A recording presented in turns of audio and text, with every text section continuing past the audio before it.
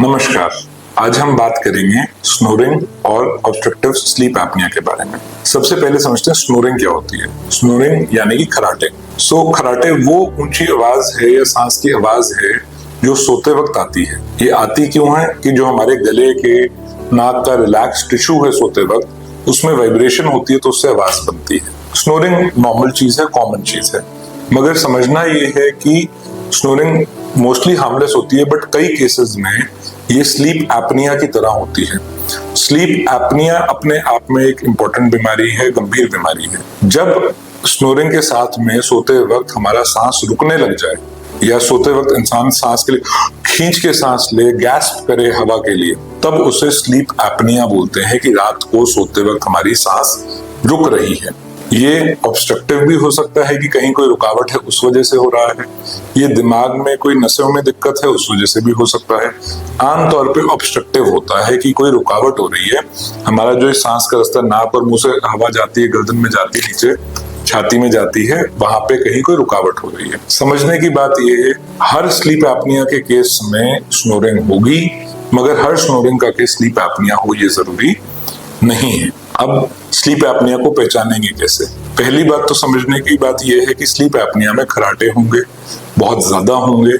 दूसरी चीज ये है कि भाई इंसान जब सो रहा होगा तो खींच के सांस लेगा, गैस्प करेगा, ऐसे लगेगा उनको सोते हुए सांस नहीं आ रहा है। ठीक है। तीसरी चीज, अगर नींद ढंग से नहीं आई तो पूरे दिन स्लीपी से रहेंगे, दिन में नींद आती रहेगी, पूरा दिन थका थका सा निकलेगा, इरिटेबल रहेगा इंसान। दूसरी चीज, जब उठोगे तो सर में दर्द रहेगा, हल्का गला सूखा होगा, क्योंकि आप पूरी रात ढंग से सांस नहीं आ रहा तो हम खींच खींच के सांस ले रहे हैं, उससे गला सूखता है। अब समझने की बात ये, स्लीप एपनिया होता क्यों है?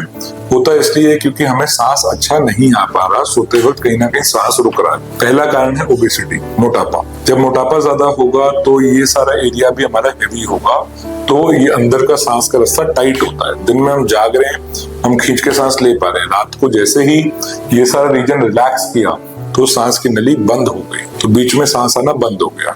फिर थोड़ी देर ऑक्सीजन का लेवल बॉडी में घटता है, जैसे ही एक स्पेसिफिक लेवल से नीचे जाता है, हल्की सी नींद खुलती है और बॉडी एकदम से सांस खींचती है।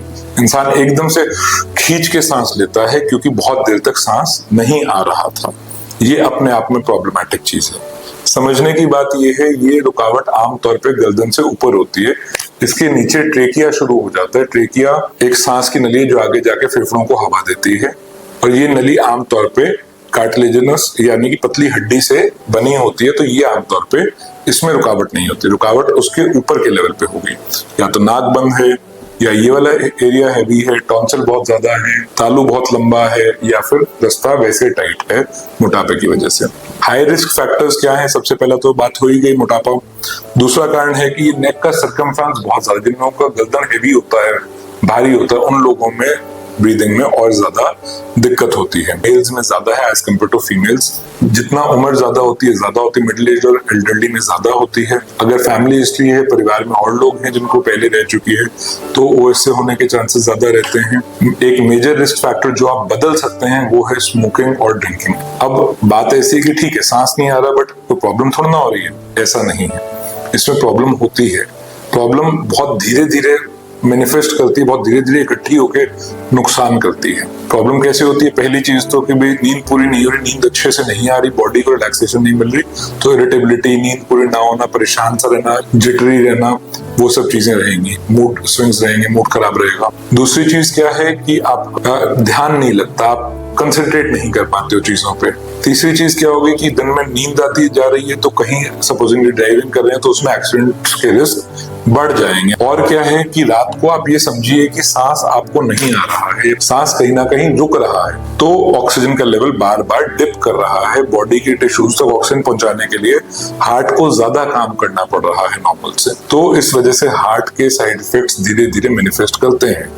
ये बीमारी बीपी बढ़ाने में भी एक इसका मेजर रोल है, बीपी की बीमारी भी कर सकती है। साइलेंट हार्ट अटैक्स इस बीमारी की वजह से काफी आते हैं कि हार्ट अटैक तो हुआ, क्यों हुआ कोई कारण नहीं मिल रहा। उससे हल्के पे चले तो हेडेक रहता है, बाकी लाइफस्टाइल डिजीज में इसमें साथ में डायबिटीज वगैरह भी जुड़ जाते हैं। अब अगर पेशेंट आता है कि जी मेरे को तो ये खराटे तो आते हैं, सब बताते हैं, तो हमें डिसाइड कैसे करते हैं कि क्या इनको सच में बीमारी है या ये नॉर्मल खराटे हैं, स्नोरिंग है? उसके लिए सबसे पहले तो उनकी हिस्ट्री लेते हैं, 7 वाले से पूछा जाता है। एक स्लीप स्टडी होती है जिसमें मशीन्स लगाई जाती हैं, पूरी रात मॉनिटर किया जाता है पेशेंट को कि भाई कहीं ऑक्सीजन लेवल डिप कर रहा है, कहीं हार्ट रेट बढ़ रहा है, कोई और स्लीपिंग पैटर्न्स में नींद कैसी आ रही है, वो सारी चीजें उसमें पूरी रिपोर्ट बन के आती है, जिसमें पता चलता है कि रात को इतनी बार इनके ऑक्सीजन लेवल इतने से कम हो गई। तो उसमें हम एक तो ये पता चलता है, कंफर्म होता है कि स्लीप एपनिया है कि नहीं है।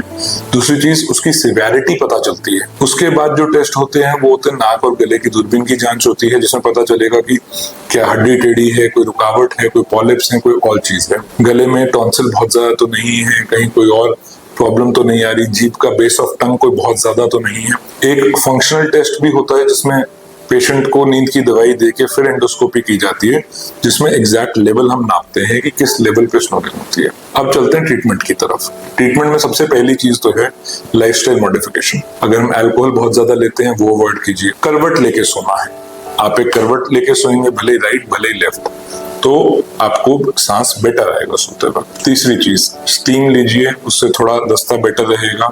चौथी चीज वेट रिडक्शन पे सीरियसली एक्ट कीजिए। वजन आपका 10% वजन कम होने से भी आपकी स्नोरिंग की प्रॉब्लम 30-40% घट जाती है, तो वेट रिडक्शन इंपॉर्टेंट है। फिर आते हैं मेडिकल मैनेजमेंट की भी, और क्या किया जा सकता है। कुछ थोड़ी डिवाइसेस आती हैं जो नाक खुली रखती हैं, मुंह खुली रखती हैं, बट वो कुछ हद तक काम कर सकते हैं, बहुत ज्यादा कामयाब नहीं है। इसमें मेन चीज या गोल्ड स्टैंडर्ड या बेस्ट चीज जो अवेलेबल है अभी के लिए वो होती है सीपैप मशीन। सीपैप मशीन एक मशीन आती है जिसमें एक कॉन्टिन्यूस एयरवे का प्रेशर दिया जाता है। सो बेसिकली इसमें पेशेंट को मास्क लगा के सोना पड़ता है। उस मास्क का कनेक्शन एक मशीन से होता है, जो मशीन लगातार एक हवा भेज रही है। उससे क्या होता है, जो सांस का रास्ता है जो बार बार बंद हो रहा है वो एयर के प्रेशर से बंद नहीं होता, वो खुला रहता है। उससे स्लीप एपनिया एक बार के लिए कंप्लीटली रिजॉल्व हो जाता है। मगर ये एक टेम्पररी सॉल्यूशन है। जब तक पेशेंट यूज कर रहा है पेशेंट को आराम है, जब तक पेशेंट यूज नहीं कर रहा है उन दोनों दिक्कत आएगी। तो या तो हम वेट रिडक्शन पे एक्टिवली काम करें और तब तक अपना सीपैप मशीन यूज करें। देन आते हैं सर्जिकल ट्रीटमेंट पे। अगर नाक की हड्डी टेढ़ी है तो वो वैसे भी ट्रीट होनी है, नाक बंद है तो वैसे भी ट्रीट होनी है, तो पहले उसका ट्रीटमेंट लीजिए। देन अगर उसके बाद भी हमें स्नोरिंग या ओएसए के सिम्टम्स बहुत ज्यादा है वेट रिडक्शन के बाद में, देन कम्स आपकी फेरिंगोप्लास्टी। इसके अंदर यूविला, पैलेट और टॉन्सिल्स और फेरिंक्स के एरिया को एनलार्ज किया जाता है। यूलोपैलेटोफेरिंगोप्लास्टी सर्जरी का नाम है। उसके बाद तीसरी चीज आती है बेस ऑफ टंग को रेडियो फ्रीक्वेंसी से हटाया जाता है या फिर सूचर कर दिया जाता है ताकि वो जगह भी खुले। अगर इसकी बीमारी के बारे में और किसी बीमारी के बारे में जानना है तो नीचे कमेंट कीजिए और बीमारियों को जानने के लिए सब्सक्राइब कीजिए। Thank you.